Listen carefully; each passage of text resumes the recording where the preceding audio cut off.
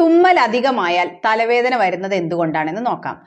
Allergy ഉള്ള ആളുകളിൽ ഒരുപാട് സമയം തുടർച്ചയായി തുമ്മിക്കഴിഞ്ഞാൽ പതിയെ ഇവർക്ക് മൂക്കടഞ്ഞു പോകും. ഇങ്ങനെ മൂക്കടഞ്ഞു കഴിഞ്ഞാൽ പതിയെ തലയ്ക്ക് ഭാരം വരും.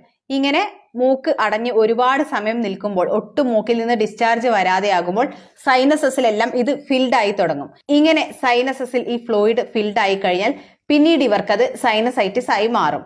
അതുകൊണ്ട് തന്നെ തുമ്മലിൽ തുടങ്ങി പലപ്പോഴും ഇത് അവസാനിക്കുന്നത് സൈനസൈറ്റിസിലാവാം.